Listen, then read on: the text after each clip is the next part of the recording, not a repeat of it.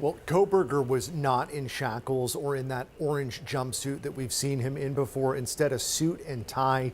He did not speak as attorneys argued before a judge about what can and can't be disclosed as this very public murder case progresses towards trial.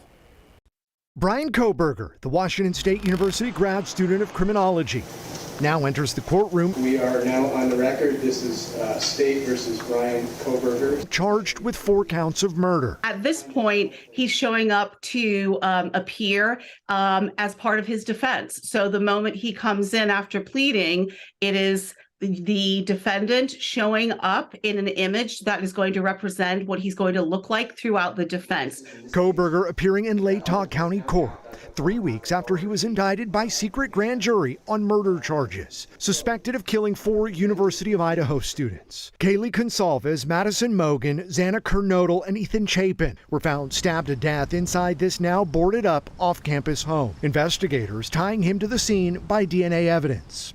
The emotions of the case felt by the judge himself, who, on the record, apologized for mispronouncing one of the victims' names. Probably also some emotion and nerves as I read those names. And I'm sorry. Friday, an attorney representing the Goncalves family argued the courts should lift a gag order on the case. That's not good enough to stop the free speech of the victim's family, as well as myself. Meanwhile, Kohberger's defense arguing cameras should be kept out of proceedings altogether, arguing in court documents that, quote, self-proclaimed experts online using video to, quote, expose their unfounded opinions, something they argue could lead to prejudicial coverage. The big wrinkle in all of this is, as you will recall, we don't know what's happening with the death penalty. That is going to take the case in a very different direction if the state decides to put that on the table. Many unknowns remain as both sides work through some 51 terabytes of information,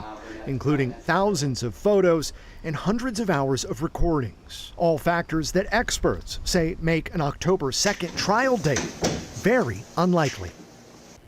The judge did not rule on either of those 2 motions today, instead opting to enter a written decision at some point in the future. In the newsroom, Sebastian Robertson, King 5 News.